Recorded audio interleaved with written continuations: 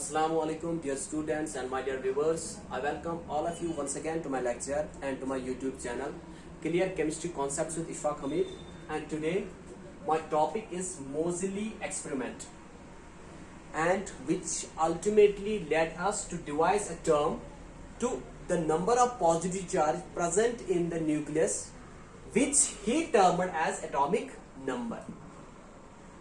तो ये टॉपिक को हम इलाबरेट करेंगे. सबसे पहले इस फील्ड में जो है रॉन्टिजन एक साइंटिस्ट थे इन 1895. उसने क्या किया, उसने बोला कि जब भी वेरी हाई एनर्जेटिक इलेक्ट्रॉन्स को किसी भी मेटल पे स्ट्राइक कर देते हैं तो वहां से एक्सरेज प्रोड्यूस हो जाती है. ठीक है, तो उसने एक्सपेरिमेंट के लिए एक डिस्चार्ज ट्यूब लिया था. एक साइड से कैथोड, दूसरे साइड से एनोड. कैथोड आपको पता है कि कैथोड जो है, कैथोड इज पॉजिटिवली चार्जेड. ठीक है, and anode is negatively charged. ये यहां पे एनोड है and this is cathode.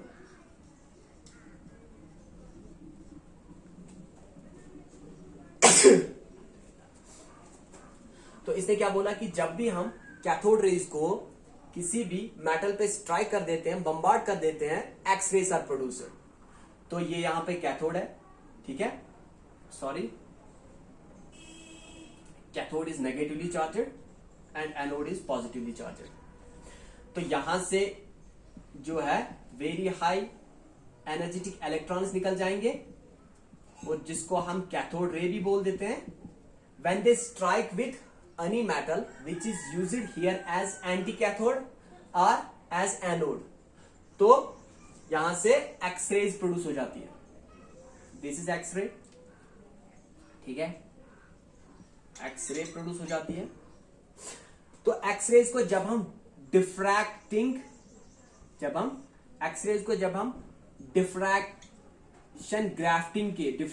Grating के थ्रू पास करा देते हैं, जब हम इसको डिफ्रैक्शन ग्रेटिंग्स के थ्रू पास करा देते हैं तो जो एक्स-रेज होती है दे गेट डिफ्रैक्टेड. ठीक है, they split up into different frequencies. इनकी डिफ्रैक्शन हो जाती है. ठीक है, और ये क्या है, this is cathode rays here.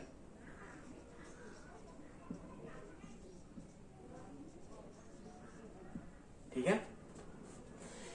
Diffraction क्या होता है? Diffraction is the bending of light at the corners of an obstacle. या अगर हम किसी भी अपर्चर के थ्रू, ठीक है, ये अपर्चर है, अगर हम इसके थ्रू लाइट को पास करा देते हैं, इट गेट्स, ये बेंड हो जाती है into the shape of an obstacle.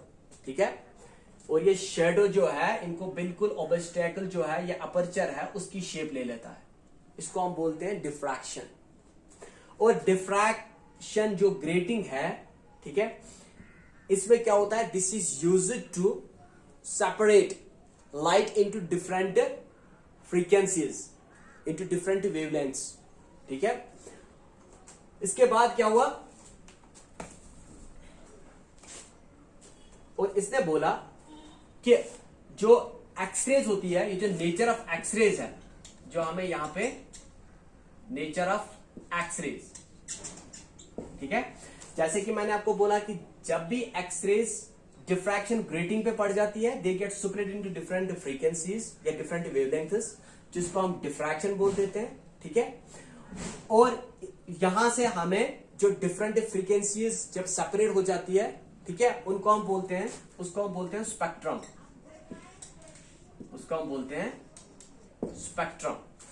That frequencies which are obtained, ठीक है, different frequencies of a ray, of a radiation which are obtained is called spectrum.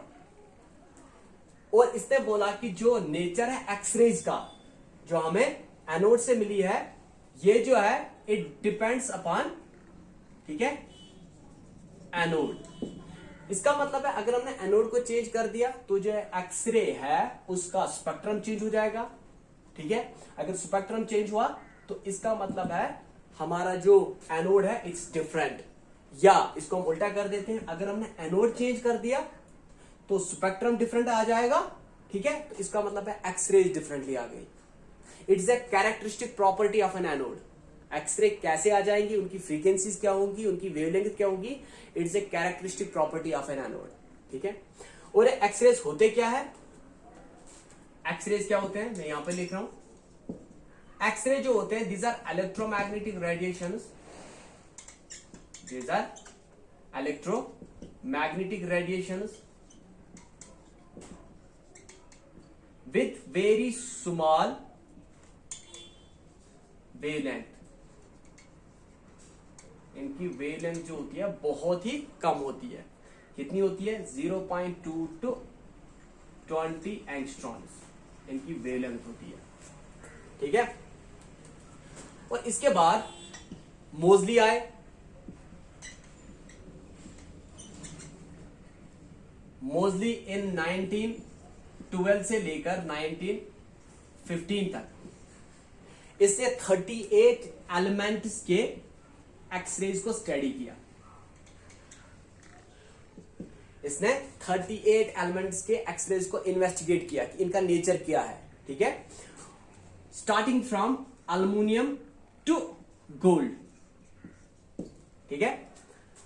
इसने अल्युमिनियम से लेकर गोल्ड तक 38 एलिमेंट्स के एक्सरेज को इन्वेस्टिगेट कर दिया, उनका स्पेक्ट्रम देखा, ठीक है, उनका नेचर क्या है एक्सरेज का। बिकॉज मैंने आपको पहले ही बोला कि अगर हम एनोड को चेंज कर देंगे देन एक्सरे जो है उनका नेचर चेंज हो जाता है, उनकी फ्रीक्वेंसी चेंज हो जाती है, एक्सरेज की उनकी वेवलेंथ चेंज हो जाती है। तो उसने क्या बोला मोजली ने कि जैसे जैसे, ठीक है, उसने बोला कि अगर कोई भी पर्टिकुलर हम स्पेक्ट्रल लाइन ले ले, स्पेक्ट्रम में जो लाइन्स ऑब्टेन होती हैं उनको हम स्पेक्ट्रल लाइन्स बोल देते हैं। तो कोई भी पर्टिकुलर स्पेक्ट्रल लाइन अगर हम ले ले, अगर हम उसकी फ्रीक्वेंसी को चेक करें, ठीक है, तो जैसे जैसे हम एटॉमिक मास जो है जैसे जैसे बढ़ता गया तो उनकी फ्रीक्वेंसी जो है वो भी इंक्रीज होती गई। It means that when we move from aluminium to gold, ठीक है, एटॉमिक मास बढ़ता जाता है और जो पर्टिकुलर स्पेक्ट्रल लाइन जो मोजली ने ली थी, जब उसने उसकी फ्रीक्वेंसी चेक करनी चाहिए वो भी इंक्रीज हो जाती थी, ठीक है। तो इसको हम ऐसे लिख देते हैं, फ्रीक्वेंसी ऑफ स्पेक्ट्रल लाइन्स, ठीक है, increases with increase in atomic mass.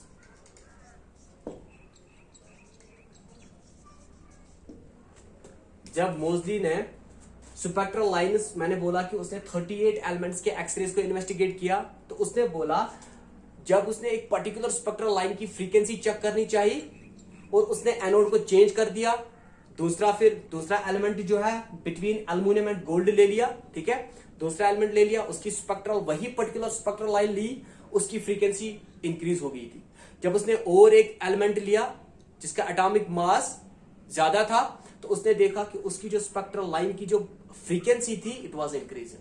तो उसने बोला कि जैसे जैसे हम जो फ्रीक्वेंसी है स्पेक्ट्रल लाइन्स की वो इंक्रीज हो जाती है with increasing atomic mass. It means that when he try to know the nature of X-rays from aluminium to gold, ठीक है, उसने बोला कि वो जो एक्सरे है उनकी फ्रीक्वेंसी बढ़ जाती है, ठीक है। तो इसके बाद इसने बोला मोजली ने कि ये जो इंक्रीज इन फ्रीक्वेंसी है, किसी भी पर्टिकुलर स्पेक्ट्रल लाइन की फ्रीक्वेंसी जो इंक्रीज हो जाती है with increase in atomic mass, it can be related with the serial number of the element. जो उस एलिमेंट का सीरियल नंबर है पीरियोडिक टेबल में, ठीक है, वो भी जैसे जैसे सीरियल नंबर बढ़ जाता था frequency of the particular spectral line वो बढ़ जाती थी, ठीक है। तो सीरियल नंबर का मतलब था कि उसका एटॉमिक मास, ठीक है। तो इसने क्या बोला कि ये जो increase in frequency of particular spectral line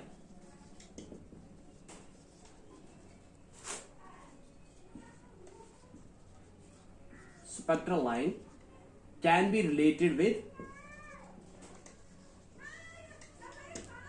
can be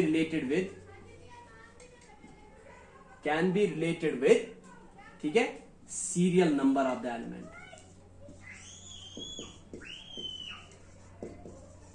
इसको हम serial number of the element के साथ रिलेट कर सकते हैं। और इसी serial number of the element को मोजली ने नाम दिया एटॉमिक नंबर, ठीक है। इसी का नाम, इस serial number of the element जो है, इसका नाम, इसी को टर्म दिया है मोजली ने एटॉमिक नंबर, ठीक है। अब मैं थोड़ा सा फिर से रिपीट कर देता हूं कि जब भी रोल्टन ने क्या बोला 1995 में कि जब हम कैथोड से कैथोड रेज को स्ट्राइक कर देते हैं, बम्बार्ड कर देते हैं ऑन एनोड, ठीक है, इट यहां से एक्स रेज प्रोड्यूस हो जाती है। एक्स रेज को जब हम डिफ्रैक्शन ग्रेटिंग के थ्रू पास करा देते हैं, इट गेट्स डिफ्रैक्टेड, या इसमें डिफ्रैक्शन हो जाता है। जब भी डिफ्रैक्शन हो जाता है, it means that spectrum is obtained, ठीक है। तो उसने बोला कि जैसे जैसे ये जो एक्सरे जो है, nature of X-ray, it depends upon the nature of anode. अगर हम एनोड को चेंज कर देंगे तो एक्सरे जो है उनका नेचर चेंज हो जाएगा, ठीक है। तो एक्सरेज होती क्या है? These are electromagnetic radiations. मतलब क्या है? They are composite of electric field as well as magnetic field, and इनकी जो वेवलेंथ होती है it's very small. Wavelength small होने का मतलब इनकी फ्रीक्वेंसी बहुत ज्यादा हाई होती है, because wavelength and frequency are inversely proportional. Wavelength होती कितनी है? 0.2 to 20 एंगस्ट्रॉम्स। इसके बाद मोजली इन 1912 से लेकर 1915 तक इनने 38 एलिमेंट्स के एक्सरेज को इन्वेस्टिगेट कर दिया।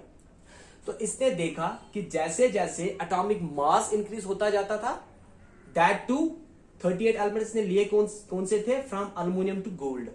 जैसे जैसे एटॉमिक मास बढ़ता जाता था, जो फ्रीक्वेंसी थी एक पर्टिकुलर स्पेक्ट्रल लाइन की जो मोजली ने सिलेक्ट की थी, इट वाज इंक्रीजिंग, ठीक है, ठीक है। तो इसके बाद इसने बोला कि जो frequency of particular spectral line जो है, it can be related with the serial number of the element. जो serial number element, serial number जो एलिमेंट का था पीरियोडिक टेबल में, इसमें इसको इसके साथ हम फ्रीक्वेंसी को particular frequency of particular spectral line जो है उसके साथ रिलेट कर सकते हैं। और इसी serial number of the element को नाम दिया मोजली ने एज एटॉमिक नंबर, ठीक है।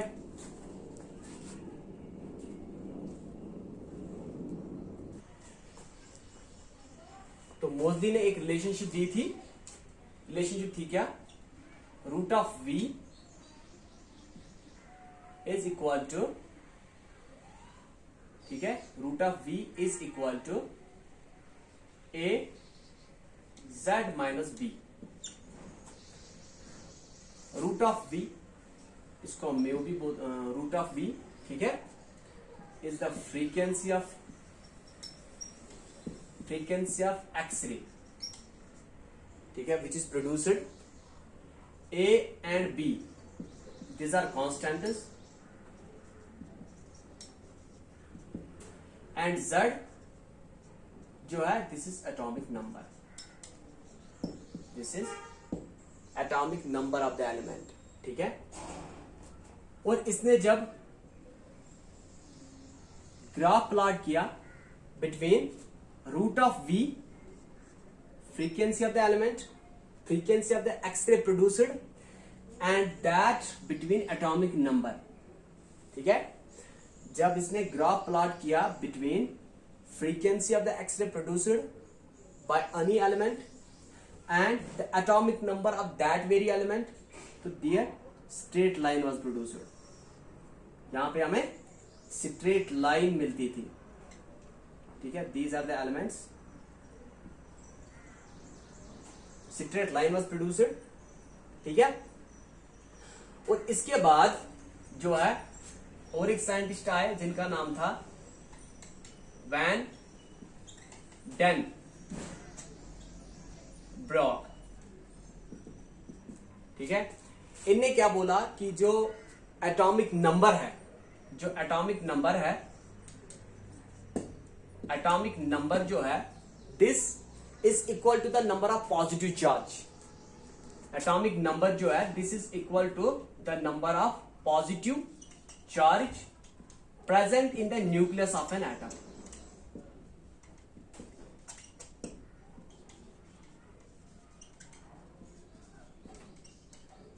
Of an atom.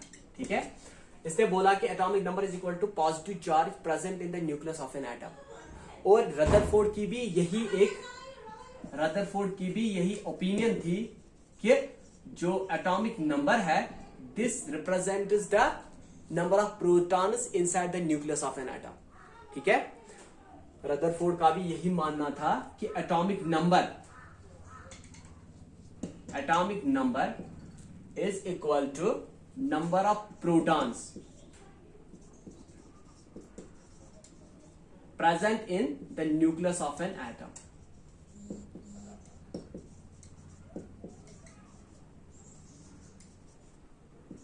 of an atom of element।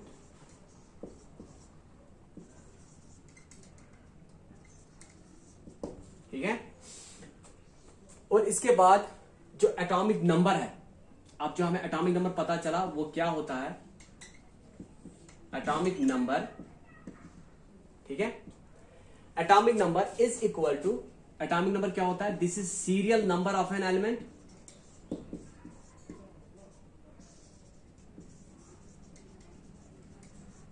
ठीक है, जो serial number of the element है वही हमने पहले भी बोला था कि मोदी ने बोला कि जो serial number of the element है this can be related with the frequency of that very particular spectral line. ठीक है, और इसी सीरियल नंबर को मोदी ने टर्म दी थी इस सीरियल नंबर के लिए एटॉमिक नंबर। तो atomic number is equal to serial number of the element in the periodic table. ठीक है, और दूसरा this is equal to, this can also be explained as charge on the nucleus of an atom of the element. ठीक है, ऐसे भी हम atomic number को डिफाइन कर सकते हैं, ये भी इसी के बराबर होता है। या तीसरा, this is equal to number of protons present in the nucleus of an atom of the element, या this is equal to number of electrons present in the extra nuclear part of an atom. ठीक है, तो ऐसे हम atomic number को इन 4 definition से define कर सकते हैं।